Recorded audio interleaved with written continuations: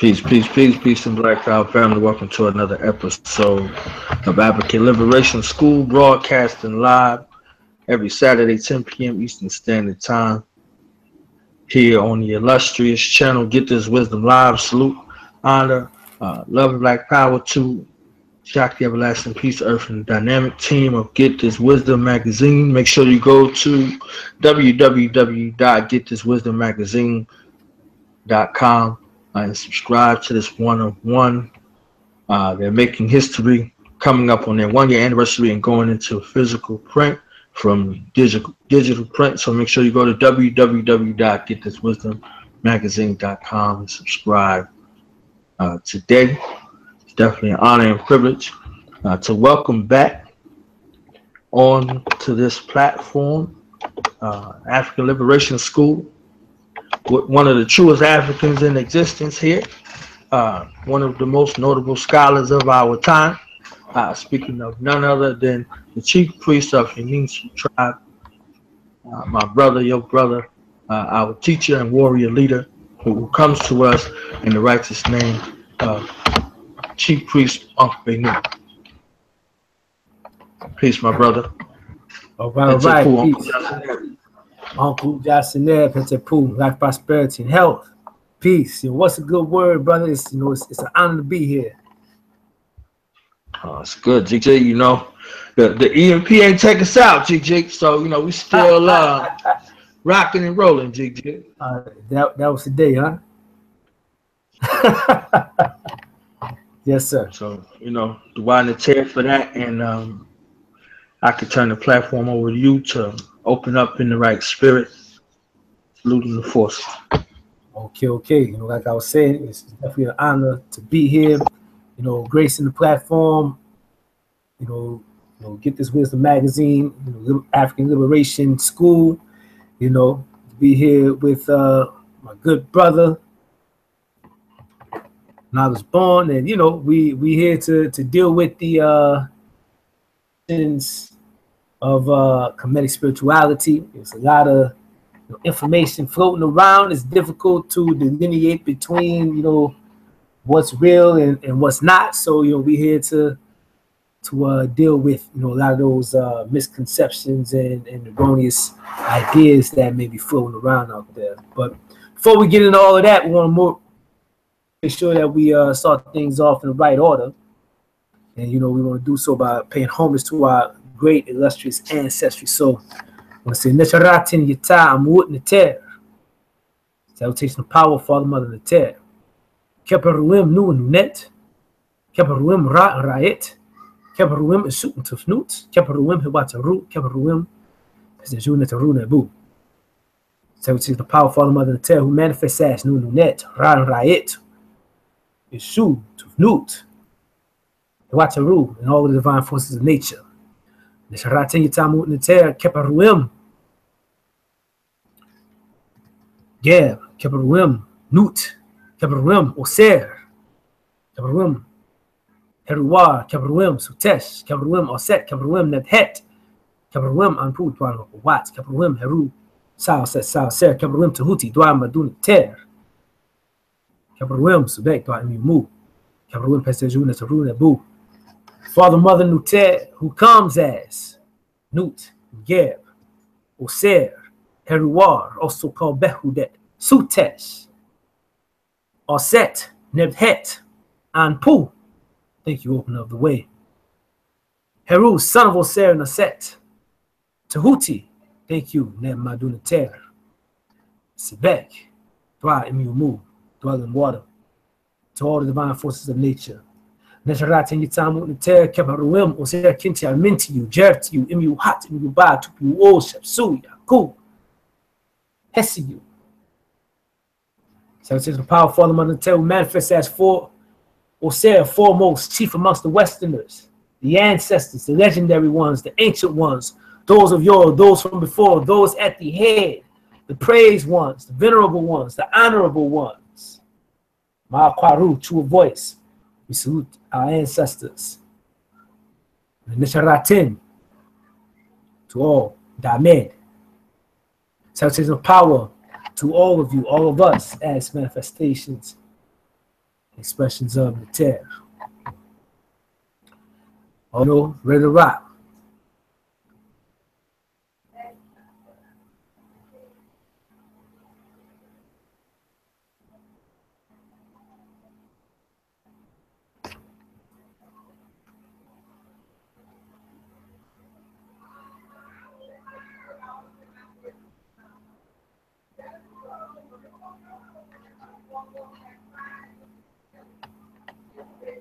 Yo, I said, I don't know if your mic, if you're talking, but your mic, you know, I can't hear nothing, bro. Your mic's muted.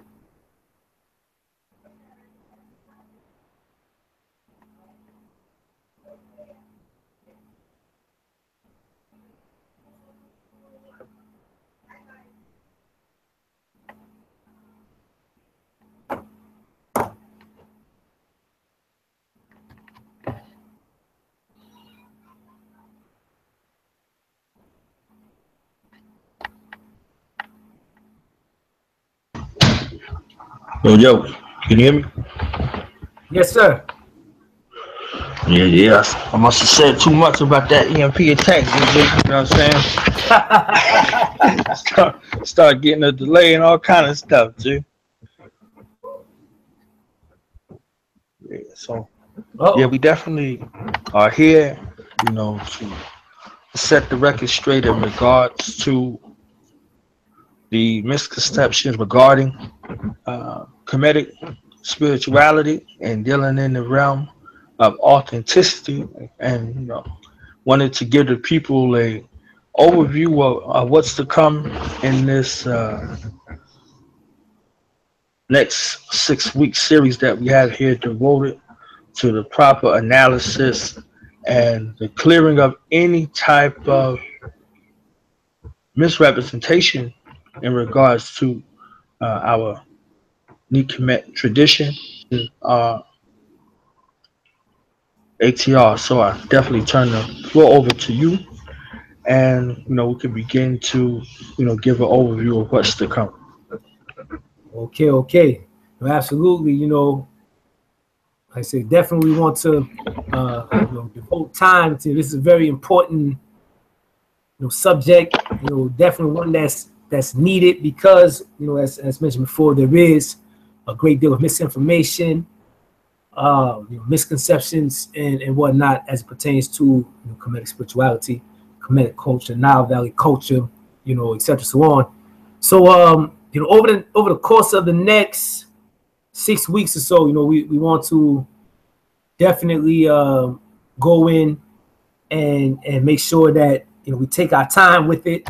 I have a particular understanding, a knowledge of the Nile Valley culture and spiritual traditions, that serves somewhat as a master key or a skeleton key to open the door to understanding the kinship and the relationship between Nile Valley culture in particular and African culture in general.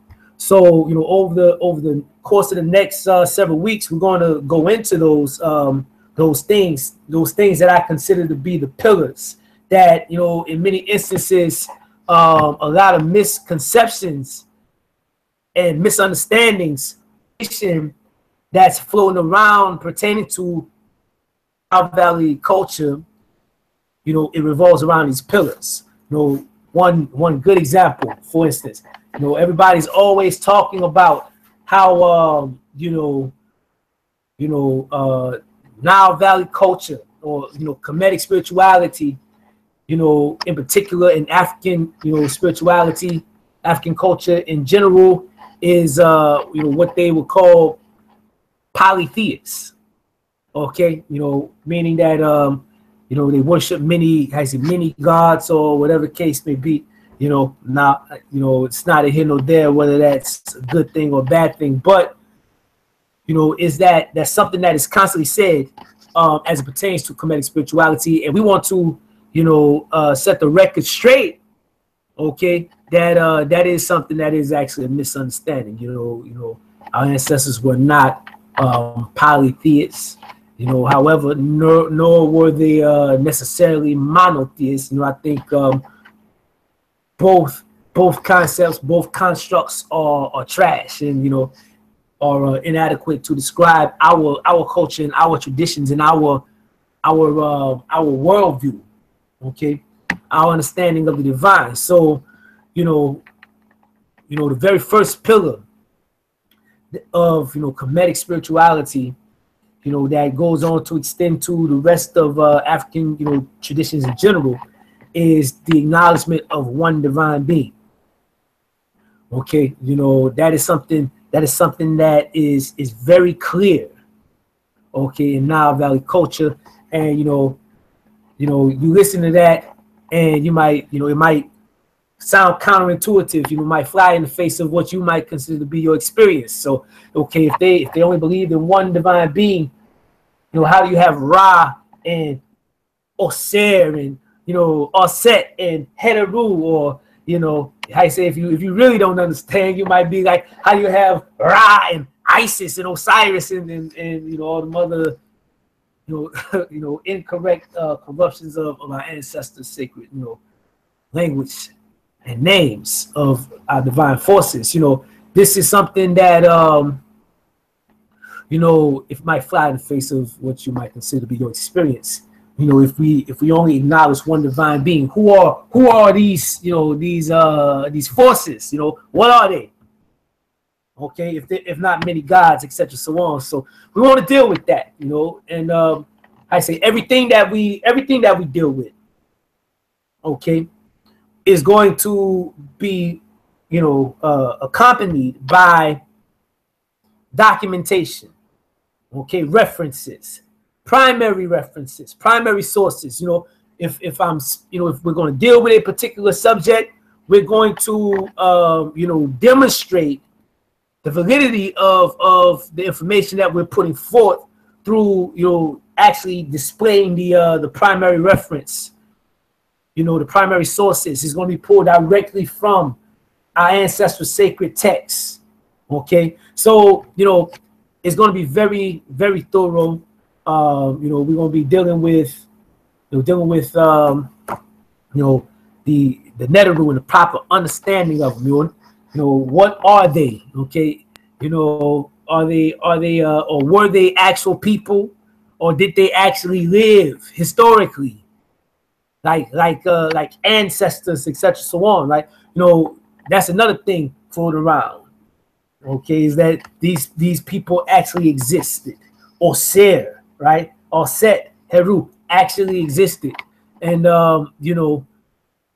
they were historical figures. Okay, then you got on the other side of that they were strictly mythological. This stuff isn't real. This stuff is symbolic. These forces or these quote unquote deities are symbolic. They're not real or realities, right? These are both misconceptions that we got to deal with. Understanding the Neteru, what are these forces, right? What is the reality of them? How do they operate? The laws, right? The characteristics, the influence.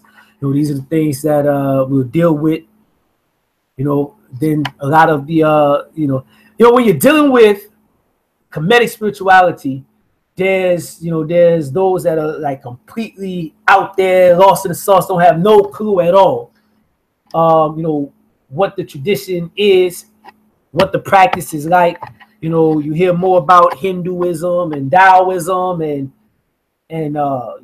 Judaism or Kabbalah or all these other things, Tantra and things of that nature. You hear more about this coming from people that are supposed to be practitioners of Kemetic spirituality. You hear more about that than you actually hear them speaking from primary literature or demonstrating the historicity of their practice, right?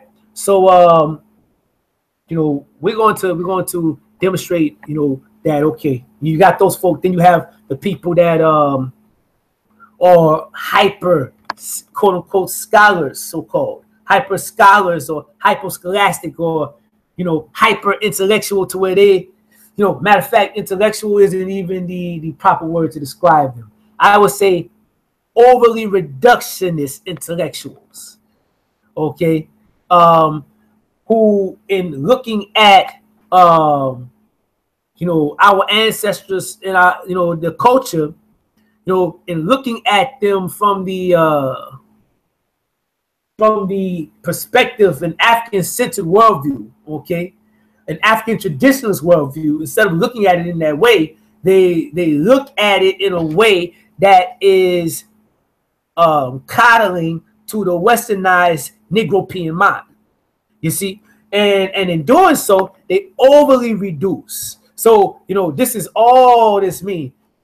These things are just symbols. These things are just principles. These things are just, you know, they're just ideas that, or symbols that represented different things in nature. They represented ideas and concepts, etc. So on. We're going to deal with all of that. We got to nip all of that in the bud, and, you know, definitely demonstrate that these forces were, in actuality, a reality.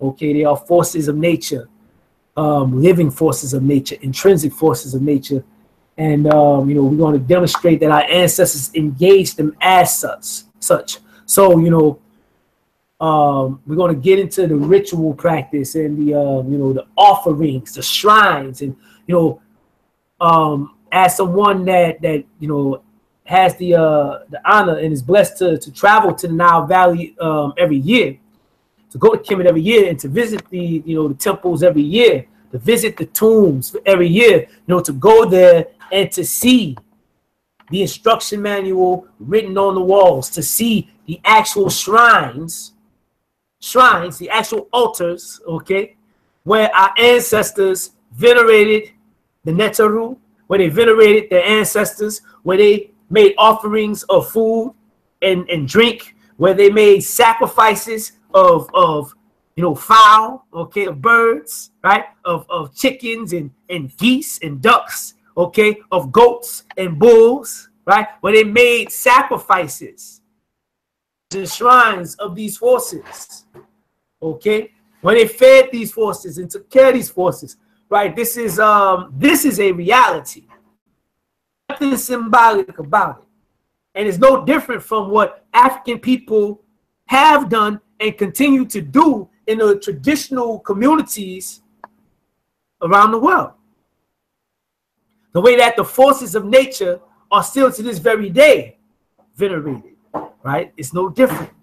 What we see in Kemet, is no different from what we see in the Sudan today.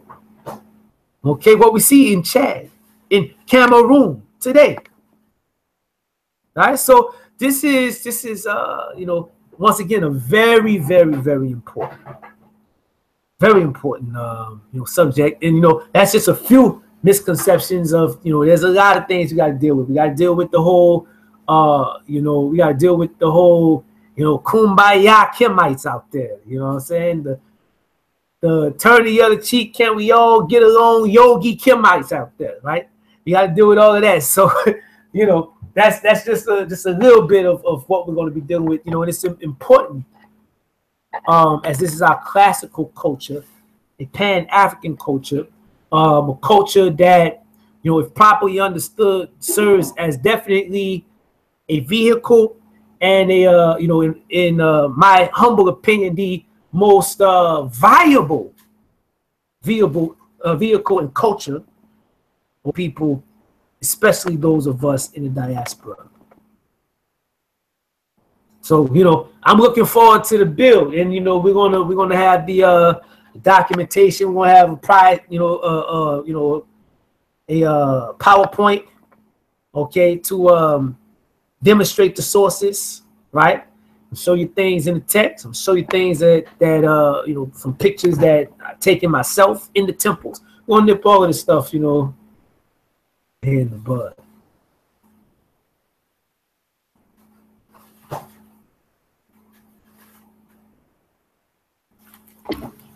Okay, so what about these other misconceptions in regards to fraternal orders having their origin in the Kemet tradition, along with, you know, some of the claims of this one-to-one type of situation in regards to Western religion examples. Will we get into some of those things as well?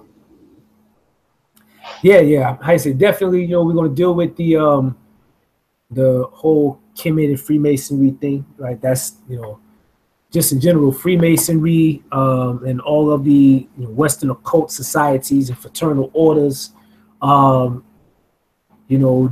allegedly trace their lineage back to ancient Kemet. Is a major misconception. It's not the case. It's definitely not a direct connection. The I said, what did our ancestors practice? Okay, is it has much more in common with other ATRs around the world, initiation systems of various ATRs around the world, the priesthoods of the various ATRs around the world. This is by ATR I mean African traditional religion. Okay, what we find in Kemet is identical to that. Okay, and there's only a few things that we can say resemble, in terms of Freemasonry and the ancient Kemetic spiritual tradition, right? That's it's only a few things, and it's more so look-alike, resemble, and that's it. The substance is different, but it's more of a relationship of one, the Western fraternal orders and occult societies more so being inspired by, okay, not even necessarily direct borrowing, but being inspired by in aesthetic, okay, in aesthetic, but in many instances missing the actual substance and the power that's contained within the Kemetic spiritual system, and as well as other ATRs.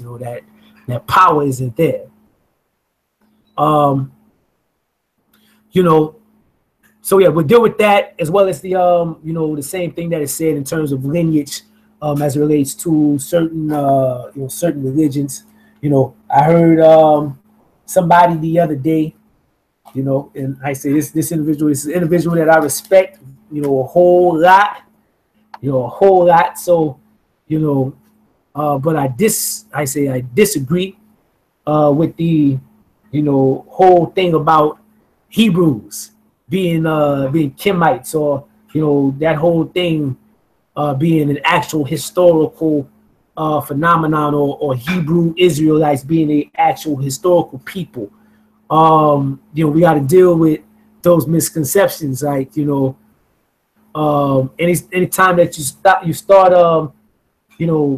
start dealing with the Bible as a historical narrative, right? Then you done entered into problematic realms. So we got to deal with this whole thing. Okay, who were these people, actual Hebrews? Because they were not African people. They were not black people. Who are these people? We got to deal with them. Who did the people in Kemet actually see these people as? This is how did they depict them? Like, this is what we got to deal with, and who is the them? Because it wasn't even necessarily these folk today in the literature, and the scriptures that they're pulling from, and what their culture looks like, and all of that wasn't even in existence then. So we have to really question, okay, really question when we hear things like that, talking about Hebrew as though it was a historical actuality, and it was not. So we have to do the same thing for Christianity, as well as the same thing for Islam, because all of them in their own ways, they in some sense paint this picture as though they have a lineage that draws back to Kemet, but we'll be able to demonstrate clearly that in actuality it was a relationship of inspiration that came way after the fact, and it was born out of long held contempt for the Black African excellence and power that was being demonstrated in the Nile Valley. Okay, and Nile Valley culture being the dominant culture of the ancient world. Okay, these people had a direct negative response to that Black African power, to that cultural dominance, and these so-called monotheistic Abrahamic traditions, all of them rose up or came into be as a direct negative response to Black greatness, to African excellence. Okay, and the teachings, the fundamentals, I say even the deities and the damn devils and demons of these traditions are codified in their tradition, as the deities, our African deities and our African ancestors as their devils and demons. Okay, it's I say the pillars of our spiritual practice, our ritual motifs, right? Is the premise of what they consider to be devil worship, sorcery, witchcraft, idolatry, etc., so on, polytheism, turning myself over to thee, being upright, and I'm not among the polytheists, all of that, not making graven images, all of that, okay, is a direct negative response to Nile Valley culture. So we're gonna talk about it, and like I said, we're gonna come with we're gonna come with a lot. That right there. That's a subject that we can spend more than a year on, really dealing with each tradition. Devote a year to each tradition and the whole subject, and it's definitely something that we can take our time with.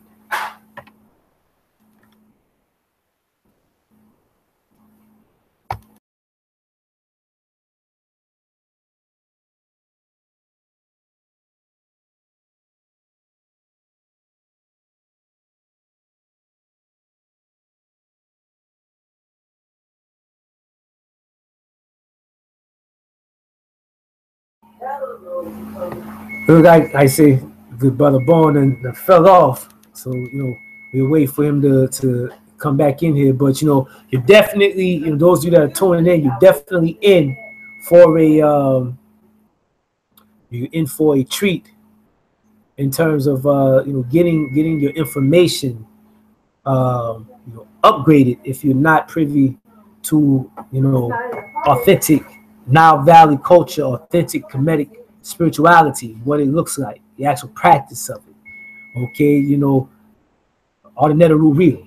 Okay, or are they make believe or imaginary or fake? I've heard some fools out there refer to the Neteru as fake gods, right? We gotta deal with all of that. And we're also going to also talk about how the culture is still practiced to this very day on the continent as well as here in the diaspora. We're going to talk about those practices such as divination, those practices such as making offerings and sacrifices to the ancestors and to the Neteru. The most important parts of the tradition and culture. What the foundation and the founding premise, okay, of the culture and practice is, right? We're going to deal with all of those things.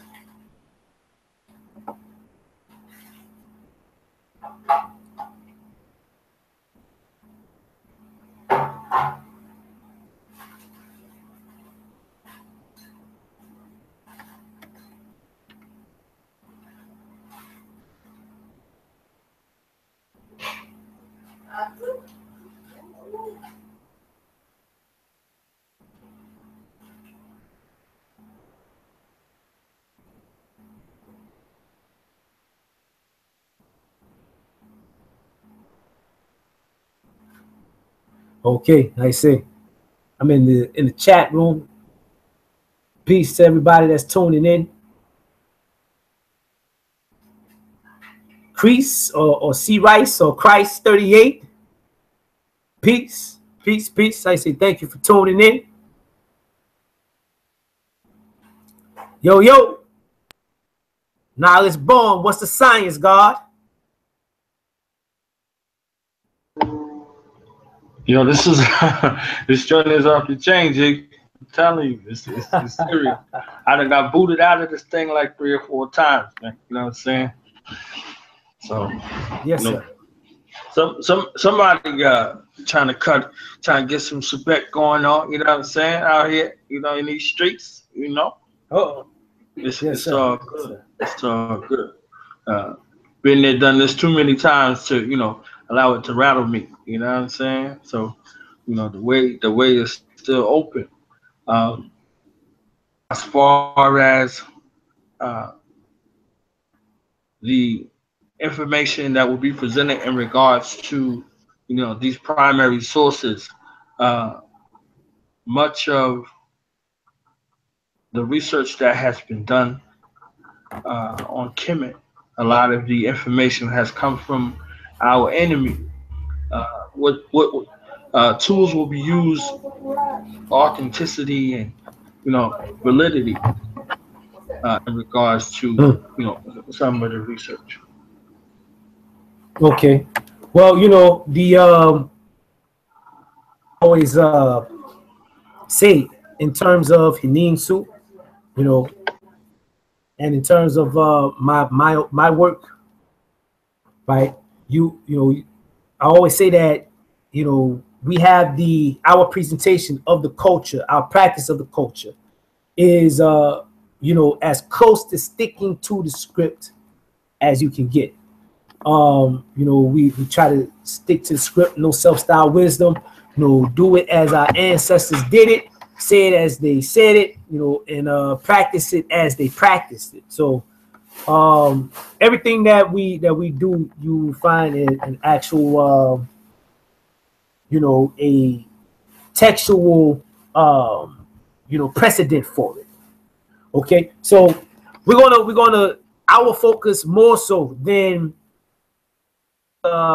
let's say, for instance, you know, somebody might, you know, get their understanding of Kemetic spirituality from Wallace Budge, or, you know, they might get their understanding of Kemetic spirituality from Alan Gardner, or you know, J.P. Allen, or one of these other crackers, Emily Tita, or some damn body, like, you know, etc. So on, right? Your favorite, you know, cracker Egyptologist, pick them out, okay? And even some you know, some that are not crackers, and some that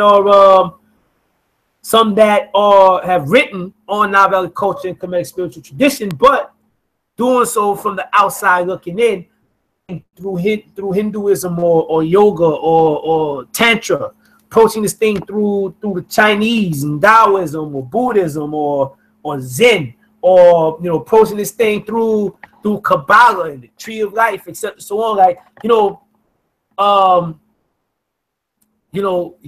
the sources a lot of the times do go back to it does go back to European occultism, okay, European Western occult syncretic systems, okay, Golden Dawn and this, that, and the third, right? You know, we want to first and foremost let you know that our sources want to primarily be primary sources, primary references, actual papyri, okay, actual reliefs from the temple walls, okay, reliefs from the actual tombs of our ancestors, you know, pictures that I've, you know, taken myself, or my wife has taken. Like, these are the sources that we use primarily. And then when we do step outside of, you know, Kemet, we don't step outside of Kemet to, you know, leave the continent. Okay, we demonstrate following the vein of the great ancestor Sheikh Anta Diop. We demonstrate and acknowledge the cultural unity and kinship, or how I like to say, the cultural continuity and kinship, okay, of African traditions and cultures. Okay, and that includes Kemet. It includes Kemet as a great ancestor, as an archetypal ancestor. Okay, and we leave or step out of Kemet to find the same things to validate and assess, right, our understanding of Nile Valley culture. We'll look to voodoo, right? We'll look to Ifa. We'll look to Zulu. We'll look to the Abo song, right? The Akan tradition, the Igbo, the Dogon, right? This is where we'll look before we look to the Jew, or we look to the Chinaman, or we look to the Hindu, okay, or the Western occultists. That's the primary difference between what it is that we're dealing with. So you don't hear me saying anything more than what the ancestors said, or trying to give a meaning to things, right? Or even assert relationships. It's another thing. There's some brothers that get it, but they take it a little bit too far, and they make assertions that go beyond what the ancestors or what modern Africans throughout the world, and especially on the continent, who trace their lineage back to Kemet, right, say that they have a direct relationship to Kemet. They say more than what these people say of themselves. So we don't even take it any further than it actually is supposed to go. So that's one of the things that we how we maintain our integrity in terms of the practice, is to stick to the script. We're instructed by our ancestors to stick to the script, to not add on, to not take away from their words. Okay, if you are in your understanding, you come up with another text or another ritual or something like that, that's you, but you leave what the ancestors said and what they did as it was. You leave it as you found it. Okay, unless you're repairing it, right? You don't go and changing things. So that's the way that we maintain our integrity, in terms of the practice of the tradition. And this is something that is definitely a breath of fresh air. Okay, it's a breath of fresh air, because so far we've gotten information about our ancestors from Africans that got their information from people other than our ancestors.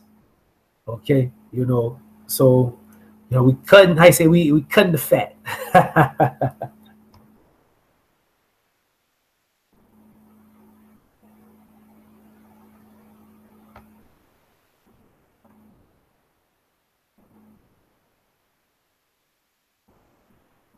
Okay, looks like the good brother Born dropped out again.